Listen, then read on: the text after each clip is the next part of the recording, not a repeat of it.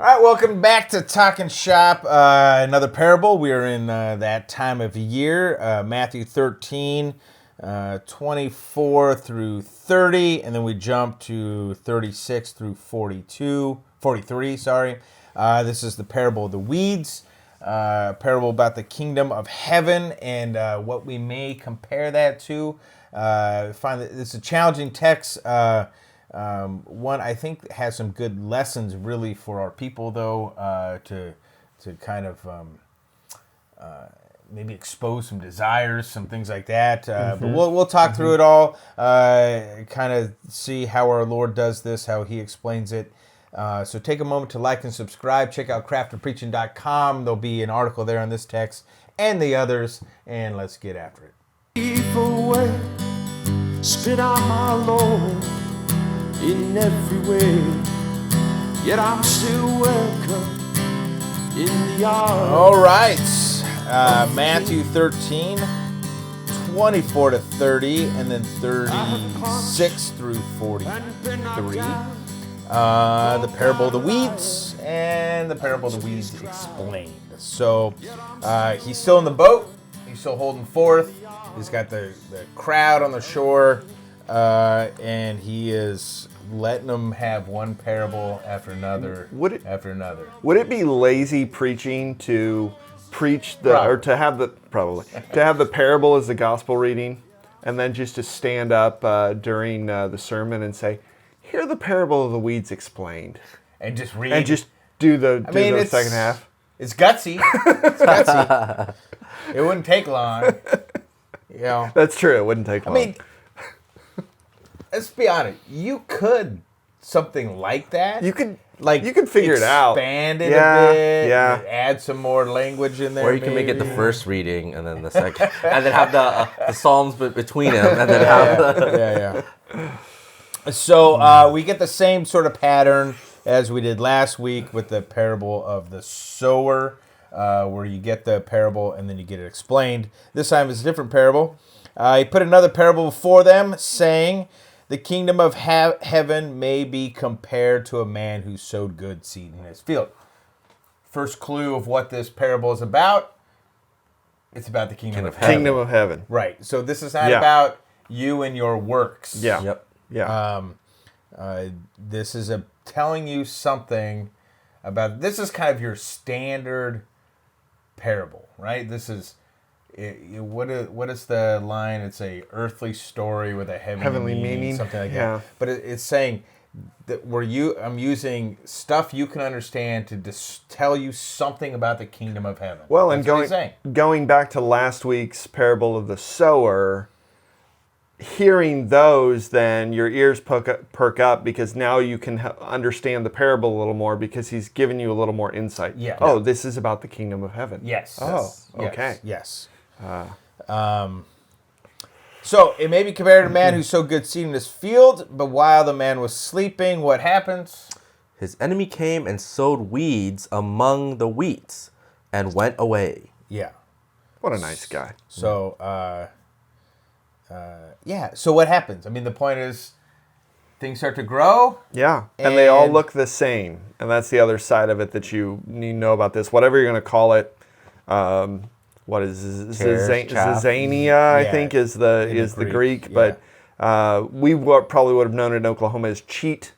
When it comes up, you can't tell the difference between the two. You don't know until it really starts to get a head on it. It's like, oh, that's not good stuff. Okay, so it starts out looking the same. It starts to sprout. Hey, it looks the same. The weeds are growing also. But at some point they notice, and so the servants go to the master and say, "Hey, I thought you sowed good wheat. It's wheat, not weeds. Good wheats in there. And where are the weeds coming from?" Right? Yeah. So again, I think this is I mentioned this last week with the other parable of the sower, is that part of this is like, this looks weird. Mm-hmm. Like, you're sowing good seed. How come there's weeds, right? So if the kingdom of heaven, if this is what it's describing, you're saying, oh, where Jesus is going, this is a kingdom. You're like, man, this fits well today in the church today. Here's the word is being proclaimed. Here's the kingdom of heaven.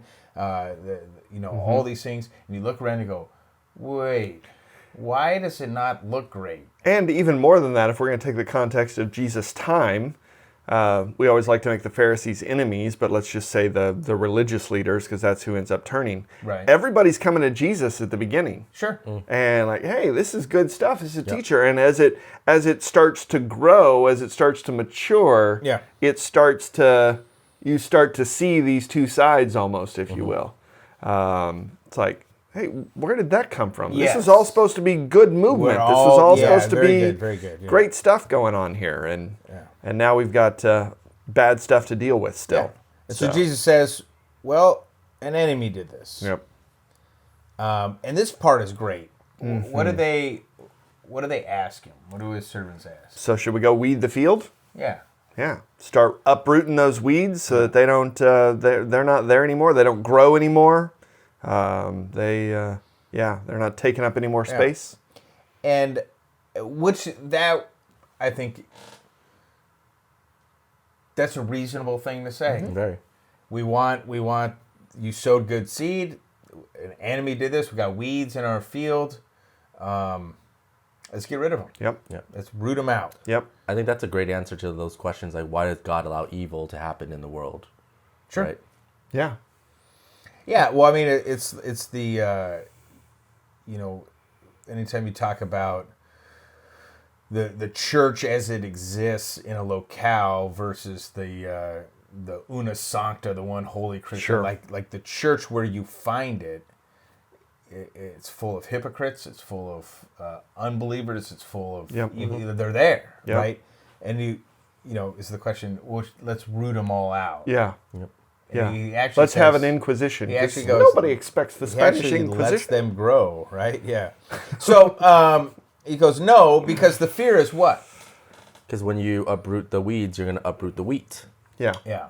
Especially the wheat that has a shallow root system or that is a little weaker or a little less developed or whatever it happens to be. And that's the, kind of going, we're going to get there, but we've been there a little bit in our talks to his disciples about the greater and the lesser, who's the greatest among them. His real concern here is not for the strong wheat. Yes. His real concern here is for the weak plants that are still going to be part of the harvest, but that have a chance of being destroyed in this process of having this ruined. Yeah. So let them grow. When the harvest comes, the reapers know what to do. They will harvest and they will divide it at that time. It'll be separated out. And the weeds will be bound up into bundles to be burned, but the wheat is gathered into the barn. Right? Fairly straightforward, powerful. I think a good lot of good kind of preaching moments, if you will, in this text. So then you skip a little bit. You get the mustard seed and the leaven, and another little word about parables themselves. And then Jesus is with his disciples, so you might think like he's with the good wheat. They're alone. They're separated out, and they say, "Hey, explain to us what's going on here." So it means they're still weak wheat. Because they need explanation. Sure. No, absolutely. Yeah. And you get some wonderful clarification. The one who sows the good seed is who? The Son of Man. Yeah. So we didn't have that last week. The sower is kind of, and we talked about that a bit. I believe that maybe it's intentional that the sower is vague because it's not just Christ. It's his disciples who are doing this work. The goal is to just sow the seed, that kind of thing. Here, though, there's two sowers now. There's the one who sowed the good seed and the one who sows the weeds. And so he's making it very clear. This is the Son of Man who does this. The field is Earth. The world, the earth. The good seed is the sons of the kingdom. And the weeds are the sons of the evil one. The evil one or sons of evil. Yeah. Which means that the enemy is the devil. Right? Devil. The harvest is the end of times, end of the age, and the reapers are the angels. So everyone's got a job. It's all laid out, right? He's categorized every aspect of that parable now has been connected to something else. Yeah. So this is your heavily meaning side of it. Yes. So just as the weeds are gathered and burned in fire, so will be at the close of the age. So eternal punishment, for sure, is laid out there. The Son of Man will send out his angels. They'll gather out of his kingdom all causes of sin and lawbreakers and throw them into the fiery furnace. You're going to have to get into that a bit, I think, if you're preaching this text to your people. What does it mean that he gathers out of his kingdom all causes of sin and lawbreakers? Because it's,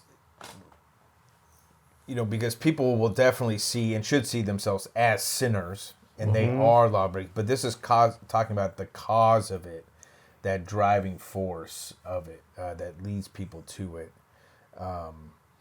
And these are pulled out. So these are, in keeping with the parable, these are the sons of the evil one, right? Yeah. What the devil is working is part of it, and that's going to be pulled out. And where does all that go?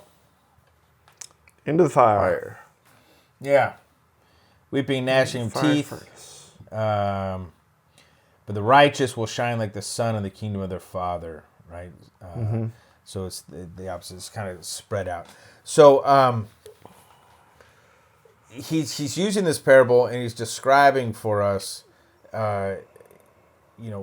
this is what you're seeing when you're saying the good seed has been sown. You're seeing wheat grow, but you're seeing weeds in the midst. Yeah. He's laying it out. He's like, your job isn't to root all these things out here and now, right? That will be decided at the end of all things. Yeah, except that he doesn't actually say that in the explanation. I think that's the inference. That's the part of, I think, that he who has ears, let him hear. Yep. But all he does is lays out for you who the characters are. Yeah. And what the harvest is going to be. Okay. The in-between there, the questions being asked and the leaving alone, I think that's the part where he's like telling his disciples, hey, are you listening to this? This is the, and I think you're right. That's where the preaching is, though, of this is the world in which we live. Yeah. And as such, as messengers, even if you're gonna, you could translate that differently as angels. The harvesters are the angels, I guess. So we're really the servants there who aren't in the text, who aren't in the explanation. Yeah. We're the ones who go to him and go, hey, what about that evil? Hey, you want us to take care of that? Yeah. And he says, no, you just keep doing the good job you're doing. Yeah. You just keep sowing the good seed. You just keep going along. Leave the harvest, leave the rooting out for somebody else. Yeah. That's not your job. Also, I think, what Paul's mentioning, where there was the good, where there would be the separation, right? And there's the good and the bad and whatever. And I think, a lot of people are going to question their hearts, like, am I good or am I bad? Am I the sinner or whatever? And I think the closing statement here, we were asking why, earlier, why did this statement of those who have ears listen, right? Those are the people that are going to be determined to be good or bad, those who can listen and hear the words and understand. If we go back to last week's, right, if you hear the word and you understand, then you are the good seed, and you will grow and you will bear fruit. So same thing here. Those who could listen and hear, you are the good wheat, and then if you listen and you don't hear, then you're the bad, the weeds and whatnot. And so that's the other part of this whole entire thing, that we as hearers sit here and we're like questioning, which one are we? And the reality is, if you could hear it, then you know which one you are. Yeah, well, and it's the other side of it is that word for causes of sin is scandala, which is later used. The scandalize is the one if you cause one of these little ones to stumble, or if you scandalize one of them, it would be better for you to have a millstone tied around your neck and thrown into the sea. So so there's if you want to have those ears, if you want to continue to have those ears, now you can look at what is it to not be that then? Yeah. What is it to stay away from those kinds of things? So, Very good. Yeah. All right, good stuff. Challenge you want to preach, I think. You get a chance to, I think, challenge your hearers about the strangeness of this kingdom. Yeah. And the trust that He'll sort it out, right? And those things. That can be hard. It can be really difficult. Which that alone makes it a joy to preach, I think, to be able to proclaim that to your hearers. Yeah. To call them to that again. Just to highlight, don't make this is not a parable about what you're going to do. This is a parable about the kingdom of heaven. That's exactly what he says it's about. The kingdom of heaven may be compared to this. And so you let that shine through.